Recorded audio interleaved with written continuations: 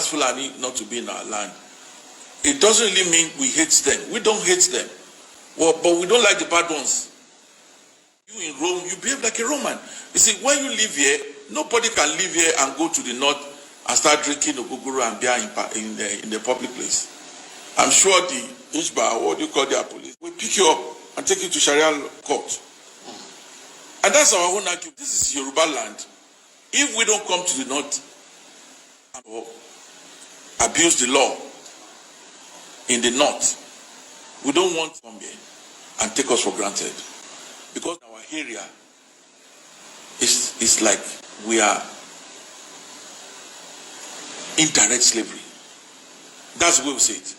Because if you cannot go to school, if your crops were being destroyed, if you cannot even talk, because if you talk, the fear of prosecution is there. So already you are looking at yourself to be a slave in your land, and it's never done anywhere. So we don't have problem with the peaceful Fulanis. We don't have problem with them, because after all, Igbos are here, Hausas are here. Why shouldn't we have asked ourselves, why is everybody not talking about Hausa? The Hausas are still very familiar with the Fulanis too.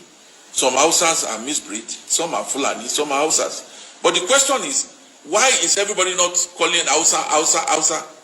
We have Hausa of over 1,000 here in Ojodo. And we are living together in peace. But Fulani, the bad ones, are here and they are becoming a threat to our land. So that is why I said we don't ask for much. We want the law to take its course on every individual who does not obey the law. Yes, because you cannot come here at the deterrent of the lives of our people and think you are above the law. Nobody is above the law. Well, what happened yesterday was I was right here, and Sunday Adeyemo came and he said, Kabesi, I need to pay you a courtesy visit. So he said, well, that is here. He saw that we've been trying to put in our best against checking these Fulani excesses. But I want to say in the clear terms that it's all about liberation. It's not all about politics. Nobody, I personally, I love Buhari. I love Buhari very well, because he's a man of transparency, accountability, and discipline. Are you with me? But the Kingsmen, the Fulani, some of them used to come here and even abuse the privilege given to them by ruling this government. This is Ogun State.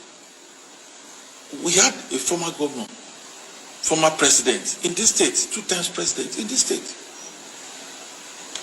And I don't think, as at the time Obasanjo was the president, we don't see any indigene of Ogun State going to the north to be creating nuisance. So I stand for liberation and I stand for Sunday Igboho. I stand with him. Whoever wants to give me, I stand with him. I stand with Gani Adams. I stand with Femi Falana. And I stand by the good people of Yoruba land who want liberation for our land and who don't want anybody to come from nowhere and come and make nonsense of this place. I stand with them. And I want to give a caution to any traditional rulers, no matter how place traditional ruler is, to be careful, because the ancestors see everything we do. Don't let us sell ourselves out because of oil block or whatever nonsense they are sharing, and give our people as slaves in their land. Are you with me? So Sunday Igboho coming here is for liberation. He told me that if the government have done the necessary things, there's no point him going around to drive the Fulani away. And I want to call on the Inspector General of Police to please, as a matter of urgency, take over the full responsibility of the country more than before. I told Sunday Igboho yesterday that, listen, by the time the police wake up from their sleep and what they've been doing before, everybody should leave them to exercise their primary duty. So guys, if you're not conscious in this country, especially in this Nigeria, or maybe the world in general, you would think that, especially in Nigeria, let me just use Nigeria as a case study, you would think that speaking the truth is an abomination. Because the way things are going, everybody, we know that even some of the people who are lying, who are always trying to be diplomatic, I don't even know why they cannot say the truth. As if once you say the truth, put this record straight, it becomes an abomination. Oh, if you say the truth, why are you saying like that? Some people don't even want to say anything, because if you say it, they will say, oh, because you are trying to be politically whatever. Oh, you are whatever, you are politically inclined. It's because of one thing. They must attach one thing or the other. But when it comes to lie, just, everybody knows, okay, we know that is just the way it is. Let us just cover it. Let us just do it this way. In fact, this man has really proven again to me that it is good, it is normal to say the right thing. But all these people who are always coming out to be telling you, the truth of the matter is this, the truth of the matter is that, let us not do it like this. Oh, some people, like, I cannot remember when the Alaafin, the Oni of Ife, was trying to say, oh, this man insulted him. And the man has said, go and listen to the interview. I did not call your name. I didn't say you go to Abuja to go and collect money. He said he talked generally concerning any Obas who is always going to Abuja to go and collect this. And he never even made mention of anything. And I don't know why the Oni of Ife was trying to, think that the man was talking about him. But that being said, but the truth of the matter, the man has nailed everything. He's made everything to be known, because it will just be wanting. People who are supposed to talk, they will not be, let us be patient, let us be this and that. And things are getting worse, things are getting bad.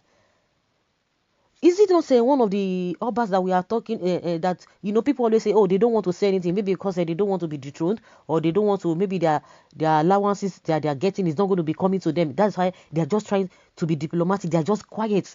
It is good that we bring all these things out, so that we now know that it is not all of them that are like that. All of them are not like that. He just said the mind of the people.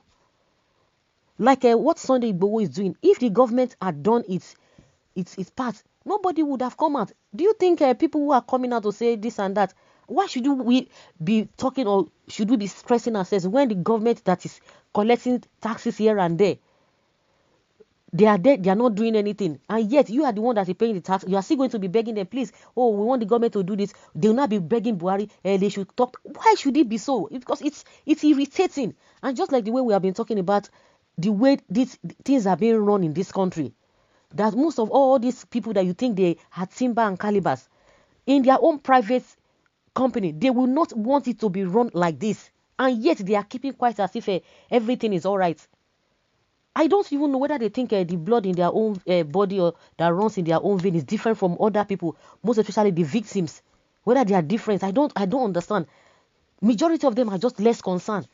What are you afraid of? I can remember Igbo will be telling them, you guys are old. What are you going to be afraid? Are you afraid of death? Then what about the younger ones? Then you want to stay so that the younger ones will continue to be, their lives will be taken. What is there to say the truth? I don't understand. To be politically correct, and things are getting bad, and everybody knows in their conscience that these things are not working well. You say it does not. If you talk, they say you hate Buhari, because that is just the narratives out there. Oh, you hate Buhari because of this. But why is it that the Buhari himself cannot even come and talk to the people that he always believes that they voted for him, they like him, and he likes them? When they are going through tough times, you cannot come out and console the people, or just even tell them words of encouragement and act according to what you are saying. In a normal family, not to talk of in a normal society, this kind of a thing will be happening, and the head of the family, or head of the group, or the president or the leader will not come out to even say, oh, these are the things, but he will be sending somebody else, go and talk, go and tell them this. Because when the election time, it was not those people's name, their names were not on the ballot box. Your name was on the ballot box. You never sent anybody to go and be doing campaign for you. You were always going around the country. But now that people are facing one problem or the other, the man cannot say anything. He cannot even come. I remember when this woman was talking about this Chimamanda, that the attitude of the president, as if the people amount to nothing, just disregard, total disregard for the people. It's unfortunate. I'm so glad that this man could come out and say it the way it is. He spoke the minds of many Nigerians. But some people are saying that this is their style. Okay, they cannot do this and that, this and that. And things are getting worse. Because of Igboho, as he came up, that is why you not see every one of them. They are not holding meeting upon meeting. I mean, why people have been crying all this while, saying this and that. These are the things that are going through. So it's unfortunate. Like I said, I was thinking that to now say the truth now, it's like it's not fashionable again. Just to be covering up truth, to be covering it up. If that is what is fashionable, everybody will hear you. But as much you say the truth like this, they will come for you.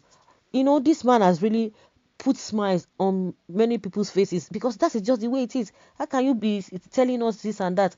You can't go to these people will come to this place, they will be misbehaving. The so-called Fulani herdsmen, they will be misbehaving. Who can go to that place and misbehave? And they will be telling you that everybody has the right to do this. Everybody, what kind of a thing is that? Some of them are beginning to say now that the leader of the Magban, Miesiala, telling us that the reason why some Fulani herdsmen pick up arms and do all those things because of poverty. Who does that? So it is only in that place that poverty happens, and yet because of that they now want to vent that on people, because I just know that that is not just an excuse.